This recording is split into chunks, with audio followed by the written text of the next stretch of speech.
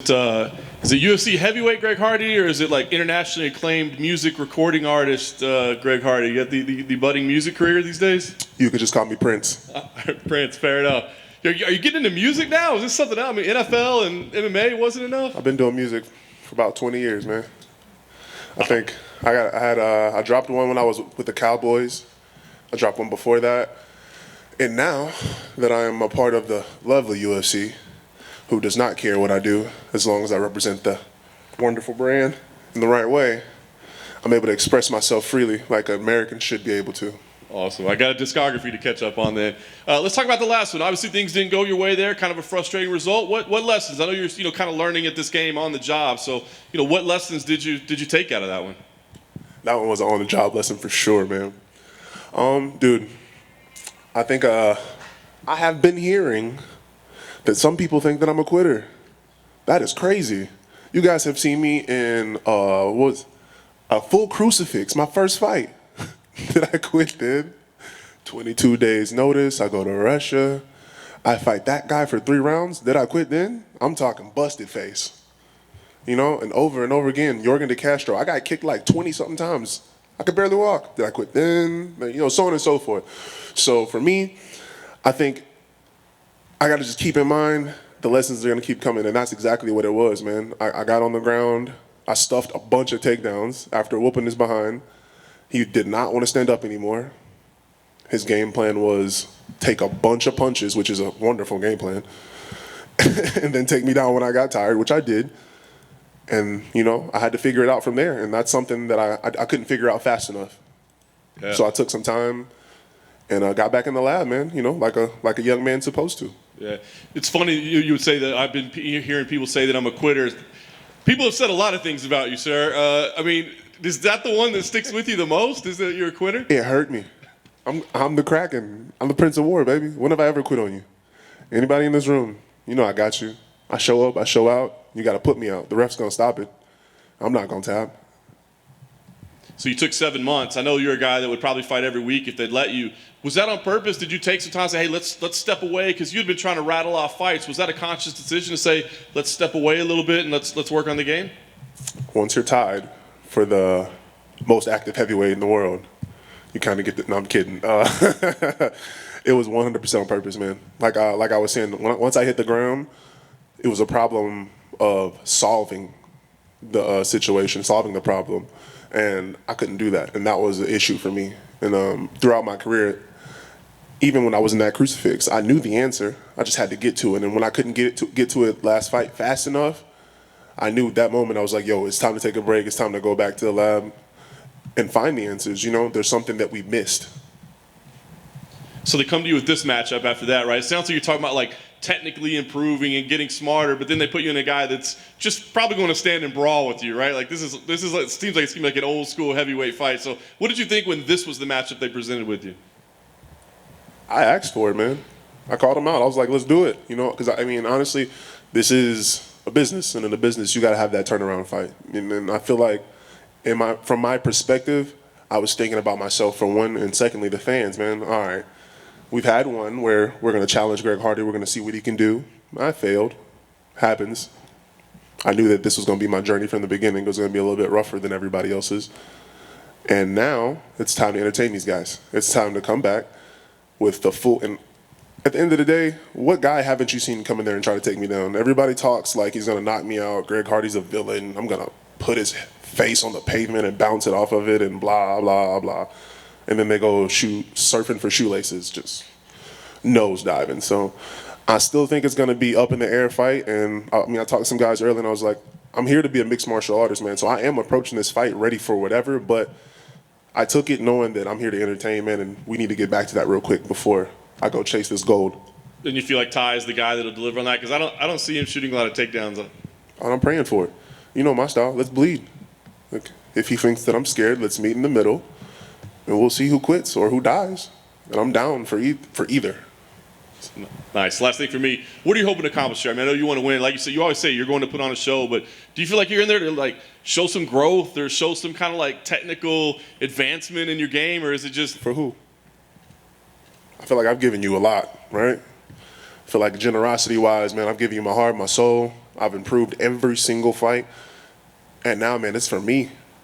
I'm living the dream out here, dude. I just got done playing on a Pro Bowl, and now I'm about to fight on my second Conor McGregor card. I'm having the time of my life.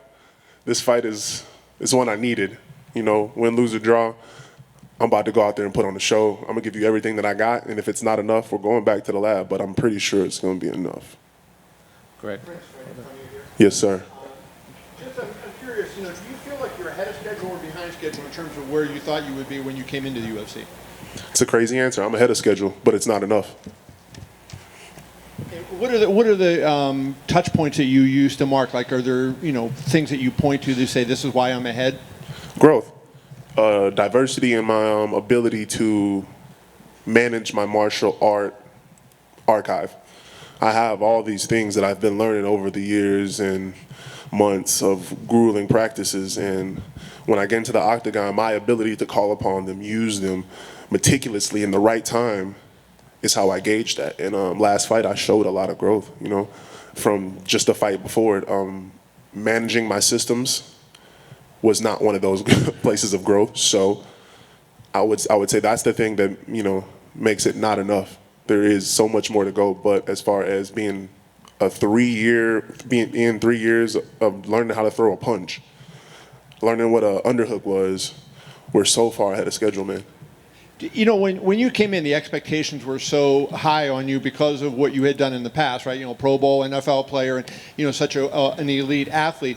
But what advice do you give to others that look at this? Is patience the number one thing? Because no matter how great you are at basketball or football, it's a different thing when you're standing there in your underwear with a guy trying to punch your head off. Patience and managing your expectations. It is very hard to live in this world when people love, like my man said, they love to talk about me. And it makes me want to be so much better and go so much harder, so much faster. But you really do have to take your time. You really do have to take your lumps. And you really do have to understand that this is a process. And you need to go through that process if you want longevity. Of the guys you beat, I don't think anybody you beat is still in the UFC. So I don't know if you're beating them so bad you're knocking them out, right? But the guy, and then they're putting. It seems like you're getting different kinds of opponents. Volkov, a really elite guy that you're facing, albeit on short notice, and then guys that are maybe UFC debuting. Do you want to get more on a consistent basis where everybody you're fighting is on that level, and that you're fighting guys that are in the top 10 or 15, and not just this up and down that you've had?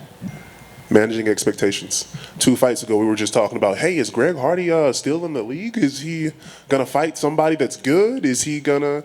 And 2 fights before that was, well, Greg Hardy's not fighting anybody. He's fighting trash cans. And 2 fights before that, it was, can Greg Hardy fight?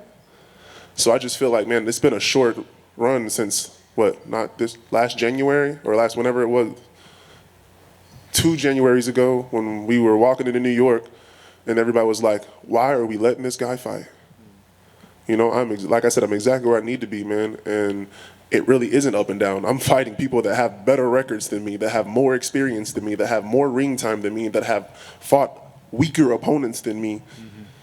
And I'm overcoming. I'm the underdog in every one of these situations.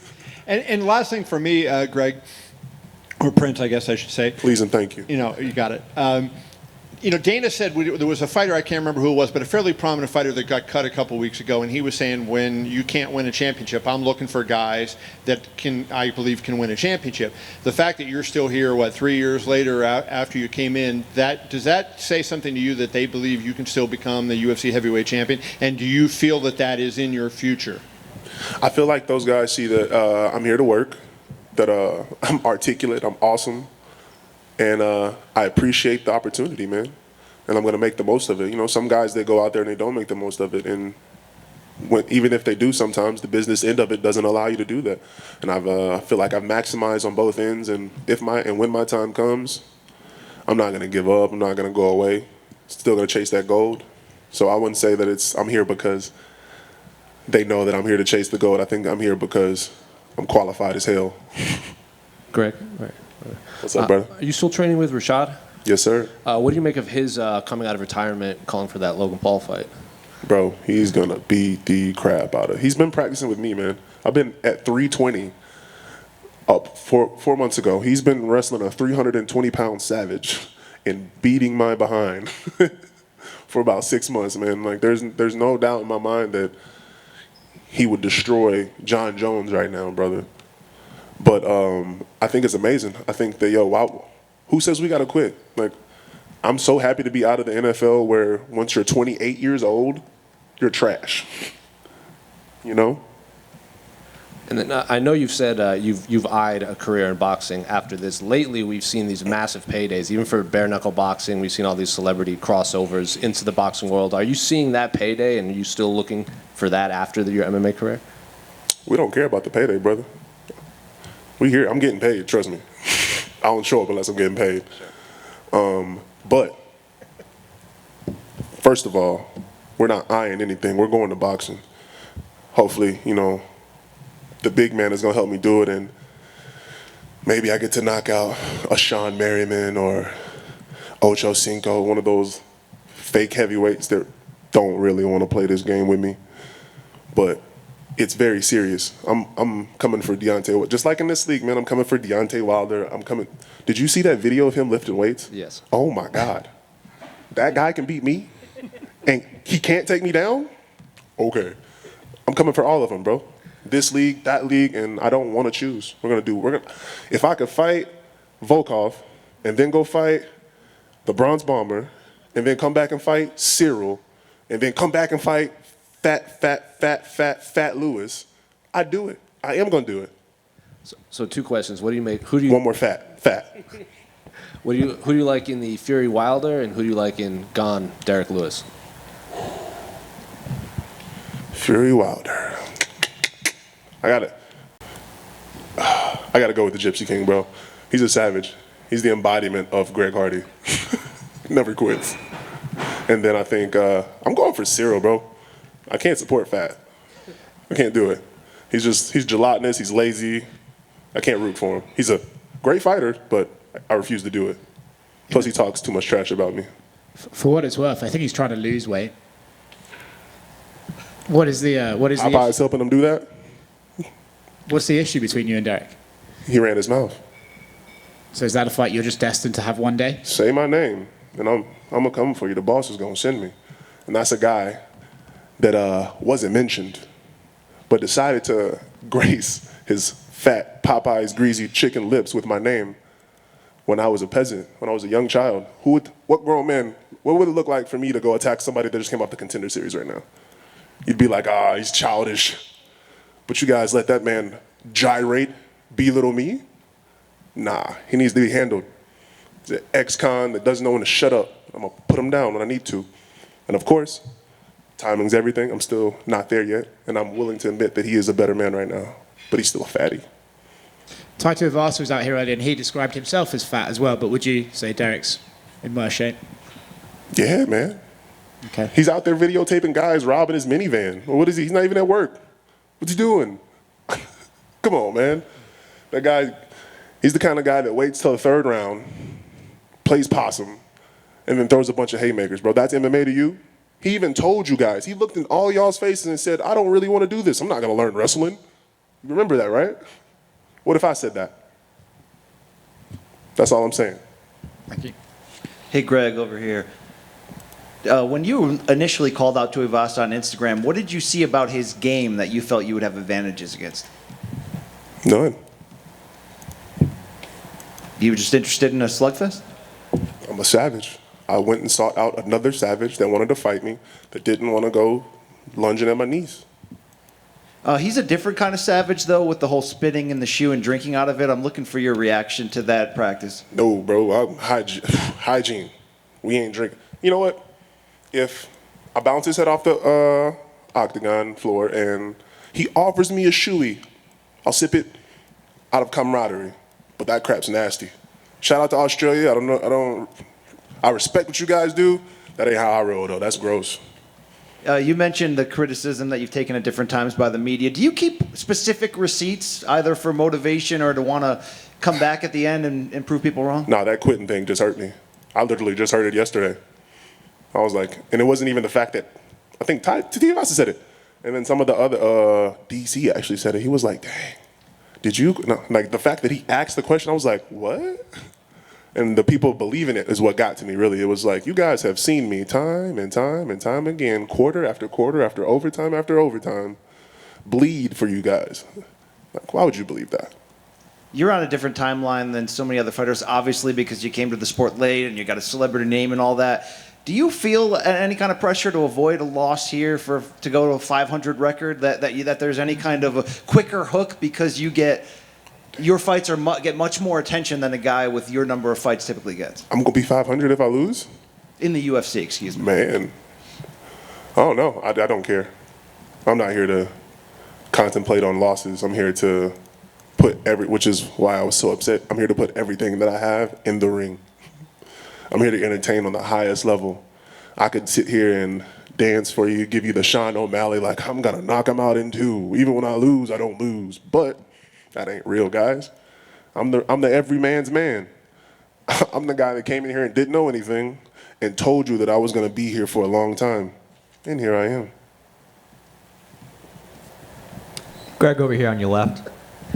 I was just wondering if I could get your prediction for the main event on Saturday. I want to say McGregor so bad, bro, just because I'm a McGregor fan, but I'm formerly a part of the ATT gang, man, and Dustin Poirier is a savage, so we got to go with Poirier. Did you have any insight into his camp at all preparing for this? Nah, I haven't been to ATT in a while. Left there a year and a half ago, so haven't really had any contact with that guy or the gym or his coaches or anything like that. And we've talked a lot about your desires to transition over to boxing eventually. When we talked to Taito IVASA earlier, he kind of laughed off the idea of you competing at a very high level in boxing. I just want to get your thoughts on that. Like y'all did when I wanted to fight in the UFC. Don't listen to that guy, man. He drinks beer out of a shoe, bro. Thank Greg. Hey, Greg, in the back. I can't see On your you. left. I can't answer your question either. It's Prince or Mr. Hardy, please, sir. Apologies. Mr. No Hardy. problem. Yes, sir. A big part of the fight game is promotion and marketing. Obviously, you're making fun of Sean O'Malley, but it's a big part of McGregor. What got him onto this big stage. And I'm curious how much you think about using the perception of yourself as a villain to that end, like for promotion and marketing purposes. I'm not a villain. I'm well spoken. I'm pretty. I eat well. I have kids. I'm a great father. I'm a great citizen. I'm an awesome American. I'm a Republican guy. I vote. What kind of villain would I be? I've never been convicted of anything that they said I was. I mean, dude, I'm a regular run-of-the-mill guy that's learning on the way up, taking responsibility for his mess-ups, and taking over, man. If I bow down to this villainous, cowardice, stigma, dogma that they try to put on me, I wouldn't be a prince now, would I? I'd be a peasant. So you don't want to use it. I'm a future king, brother. Why would I bow down? God bless you guys. Thank you. This is mine, right?